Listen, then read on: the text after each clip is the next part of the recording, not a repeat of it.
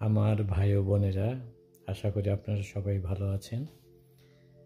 আমি কানাডায় বসবাস করলেও বাসায় কিন্তু এরকমই অনেকটা বাঙালিয়ানা পরিবেশে থাকি এবং আমার রুমমেট কানাডিয়ান সাদা চামড়ার।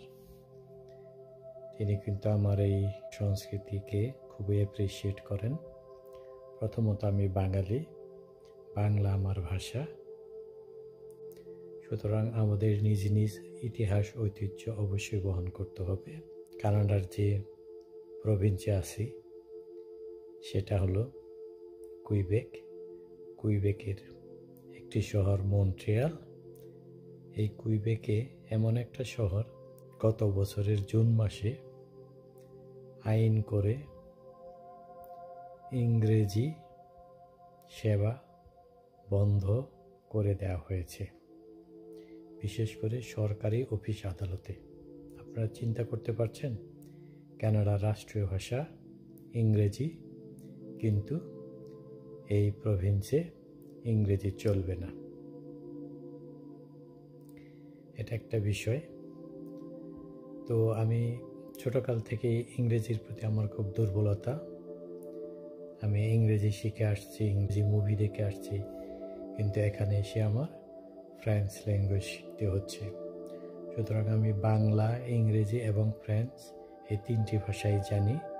পাশাপাশি আমি এই যে কানাডায় এসেছি, আমার রুমমেট কানাডিয়ান, অসম্ভব ভদ্রলোক, ভালো লোক, সবসময় আমার টেক কেয়ার করেন এবং আমি তাদের কৃষ্টি, কালচার, তাদের সামাজিক মূল্যবোধ এসবও কিন্তু সহজেই গ্রহণ করতে পারি।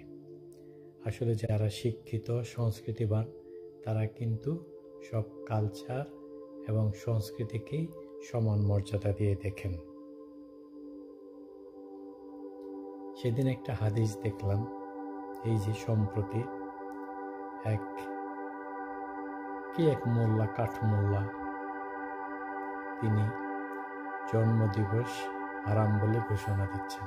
এইসব লোকদের কারণে সমাজের ভেদাভেদ বেড়ে যাচ্ছে, হিংসা বেড়ে যাচ্ছে, এক ধর্মের প্রতি আরেক ধর্মের মানুষের ঘৃণা বেড়ে যাচ্ছে। আর এই ঘৃণা ছড়ানোর মূল বিষয় হলো আমাদের ইসলাম ধর্মের কিছু তথাকথিত এই মোল্লা মুসল্লিরা।